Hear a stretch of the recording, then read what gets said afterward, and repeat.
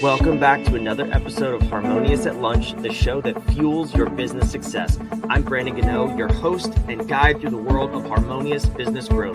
Today, we're unlocking powerful strategies with industry experts to help your business thrive. If you're a business owner, entrepreneur, or executive, you are in the right place. Join me and our incredible guests today on the journey to clarity, growth, and success. It is time to revolutionize your approach to business. Let's dive in with another episode of Harmonious at Lunch. Welcome back into some more bite-sized business advice. In today's episode, we're talking about scaling your business, but with invisible employees. That's my title, not our guest title. I just made that up on the spot. But we're going to talk about scaling your business using innovation, AI, tech, all the fun things. And we're going to do it all in like 15 minutes. So buckle up, get ready. Ken Cox, welcome to the show. How you doing? I'm doing great, Brandon. Thank you for having me today. I appreciate it. I already made you chuckle. That's a win in my book. Why is invisible employees so funny? I hadn't considered it being invisible. My life has been in the data center, so I look at computers and AI as very tangible, real things. Yeah, they're very real when they take up warehouse space and they jack your AC bill through the roof, I'm sure. Absolutely, they do. So let's dive in here because this is a hot topic these days. AI has been on the block for a couple of years now, but now we're talking about actually replacing people with AI, which everybody said last year, AI will not replace people. But this is a little bit awkward because I think we're replacing people now. So where should we start with this conversation? Well, I don't think we're replacing people, but we're taking highly automatable processes away from the individual so that they can work on better workloads, right? Something that is more new lines of thought instead of the same line of thought over and over and over. And AI employees are doing that phenomenally. And, we've made a lot of mistakes over the past 2 years with deploying and trying to use AI employees. I think, one big misconception when you think about an AI employee is that they don't need a manager. They do. They absolutely need a manager, right? So somebody's still got to be watching over them, making sure that everything's going and creating a set of, key performance indicators for those AI employees or agents. I like calling them employees because they're starting to do real workload inside my business. Text messaging back and forth with potential clients or clients for tech support. Those things today are very, very achievable at a very real rate that almost any business owner can afford to get started, understand it, and learn. I think people are afraid of that learning curve, right? On how do I set these employees, these up, and how do I let them off in the wild? And you really need an interface that you can manage all your different AI employees and different tasks as well. Yeah, I think, when you say replacing employees, sorry, I said that. Let me clarify that. Maybe not. I heard a story recently where Facebook and possibly Twitter, don't quote me on that, are not hiring any more software engineers this year. They're replacing all coding with AI agents. And they did not say they're firing people or there's any layoffs. They just said they're not hiring any new. So what you're saying, where we need to manage AI and do QA on the output, essentially, is going to be a much higher level task that frees the human being. So I think this is a good conversation. This is a good development in the world of AI and computing and employment. However, I think a lot of small business owners and entrepreneurs, who is the audience of this show, have a tendency to see a shiny new object and say, that'll replace 4 people. Let me fire them and go pay $500 a month. And then their output is crap. So talk about this learning curve with me. Like where should we get started with implementing agents? What's a ballpark price we should consider? And maybe give us an example of a couple of tasks that we can start with in that price range. Right. So the 2 big ones that come to mind are in the SMS world, right? Especially for a small business owner that maybe has 3 to 5 employees, being able to answer calls with a text back and then having somebody that can answer basic questions at the middle of the night for my staff is a job that's very easy to set up. If you've got your pricing structure and those things, you keep the scope narrow and, hey, this AI knows this thing. And, you kind of have an orchestrator that tells, different phone numbers. If they text this phone number, then that's the AI that's going to know about pricing and things like that. So keeping the scope narrow for each individual agent that you deploy. Pricing, I think you're looking $350 a month, $400 a month, anywhere in that. For a lot of agents, you can start at InLink. We've got a package for the $97. You can get started, but it's like 2 cents per transaction for a chatter, or 5 cents per transaction for I pick up the phone and answer, and I have my AI answering questions for somebody that calls in. So they're that first line. But you can set the call routing up that if they ask a specific question, get them transferred to a human as soon as possible. I agree with the same thing with chat. If somebody's asking for a human, or they imply that, hey, is this an AI? Be honest about it. Don't tell people that they're chatting with a real person if they're chatting with AI. Even if you name it something like, hey, I'm your AI agent.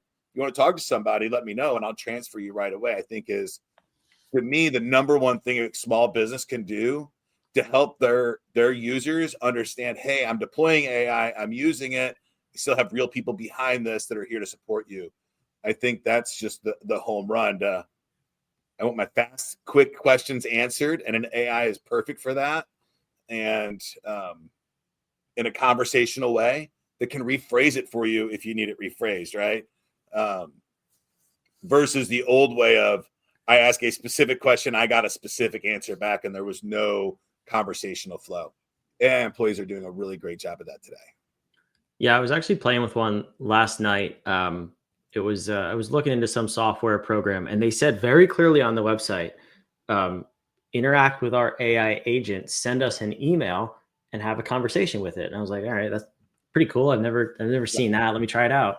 And the emails were, they were well written. It was conversational. It felt like a real person, and they answered my question. But they, just like you said, it was driving me not forcefully, but suggesting that I get on a call with an actual human being.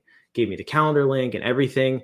Right. And it was so well done that I didn't feel like I was talking to a robot necessarily. I didn't feel like I was having a lesser experience just because it was AI. Right. And I think that's what people, maybe there's a misconception out there about, is AI going to ruin my business? Is it going to say something wrong? But talking about that, how people can train the AI to actually be a great representation of your business. Yeah. So I was dealing with one of the verticals that I deal with is mobile vehicle people. So a lot of low voltage cable guys, auto glass repair people. Like, I deal with a lot of them, and we started deploying these bots, and I have some that are bilingual and some that aren't. And at some point, in the non-bilingual, somebody started chatting to it in Spanish, and the AI said, "Oh, I know Spanish," and started. So now they are on this tangent of a Spanish-speaking staff person, right? Even though it's AI, it was a little cumbersome when they didn't have anybody there to speak Spanish. And now the customer's like, "Oh, I'm being supported in my native language. This is wonderful," but there was no handoff. So knowing that, hey, you are only English speaking is a really good thing to teach it. And if the dialect does get off, accommodate, but get back to English and say, hey, I'm not a very well versed in Spanish. I might know a couple of words, but those kinds of tricks are important to know about. And luckily, we jumped on the AI board right away. As soon as, we've been doing this stuff for a long time, and we've been through a lot of those little bit of hurdles. No hablo español. Yes. That's good. Yeah. Could you imagine if the sales agent actually gets the handoff and then has to pull up Google Translate on their phones, I think that problem's gone in 2 or 3 years. I really do, but it's still a little cumbersome today, translating the languages back and forth. But I think it's right around the corner. Yeah. Now, what about voice too? Because that's an interesting one that I heard. I was sitting with a friend a couple of weeks ago, and he was showing me he's got AI voice in his business, and it sounded very natural, but also really polite and pleasant. And that's how I knew it was AI. But how can we how can we start to incorporate AI voice? Is that Is that a bigger learning curve, bigger barrier to entry than just the text and So chat? inbound voice, the typical what we used to call an interactive voice recording, an IVR, like you call in, like thank you for calling, press 1 for this, press 2 for that. Mhm. I think is going to change wildly over the next year. But right now, having an AI employee answering the phone on your behalf and directing that phone call it's built in, it's ready to go. There are some tools that you can do outbound calling. We're hoping to have those out by second quarter of this year. So May or June, July, somewhere in there. But there's some legalities there. And we need to make sure that we're not, having AIs that are doing aggressive outbound calling. But things like appointment setting and, sending the email reminders and the text message reminders, maybe even calling out and saying, hey, this is so-and-so. You've got an appointment coming up. Do you plan on making it, kind of thing? We think is out in 6 months from now, but inbound calling is there today. Yeah. You don't mean cold calling, do you? No, just outbound calling. We don't have ready yet because Okay. we need to make sure that we don't allow for outbound cold calling. It's not legal to do. So we That's what need, I mean. Yeah, I was gonna say if that becomes a thing with AI agents, I'm throwing my phone in a lake because I just yeah. don't. So I would never want to pick it we up. need to have protective measures in place that the AIs don't abuse it and the humans don't abuse it as well, which is probably the more likely case. It's always the humans. Yeah, but having an AI being able to call out to to an appointment that's coming up and saying, "Hey, I noticed that there's a conflict on your calendar. Do you want to change this or something along those lines?" I think would be very, very valuable. All the bugs are not worked out, and the stopgaps and the mitigating risk is not there. So, but an agent that can answer the phone and then direct it internally is absolutely ready now. Yeah. Okay. I like that. I want to shift gears and let's talk about the business owner, the entrepreneur that's going to be implementing this tech. Right. We talked about the barrier to entry. We talked about the potential to be fearful of new technology. What are some things if I'm a Main Street business owner? What are some roles or some tasks or things going on in my business today that I would want to look at first to implement AI agents with? I think the first thing for the business owner, he's going to think about. I think they all have this. Um, I spend a lot of money to get leads. I think my sales team's following up on them, but I'm not 100% sure. And I don't have a good way to do that. Would be to have the follow-up sequence kind of automated all the way out, use an AI employee to help you figure those things out. And then the follow-up cadence and making sure that when somebody does get into your funnel, right, you have a process involved that's going to go out for a long time, and then place those in the right categories, right? When to follow up with them. Should I call? Should I text? Those kinds of things get lost because humans chase what's right in front of them. That's what we're chasing. And the leads that are 3-6 months old, we forget to follow up on a lot. So having agents that are long-term following up on your old leads, I think is important. By either getting them in or out of the system so that you know what you're working on, or keeping them just engaged in your brand. I think those Mhm. are good AI employees to get started with. Yeah. Okay, so let's talk about that for a minute because I hear that a lot on this show with guests, and we have a number of guests who have helped with lead gen, sales, marketing, and while that's valuable for a business, what I think a lot of entrepreneurs overlook is the process and the system behind the lead gen, the marketing, the sales, whatever it is. Right. So what should we look for in our businesses, or what should we look to optimize so that we know plugging in an agent is actually going to be effective rather than just looking at all these shiny tools, hitting purchase now and think we're buying a magic bullet? Right. So that's one of the things that I love so much about InLink, and we put as many tools in there as we possibly could.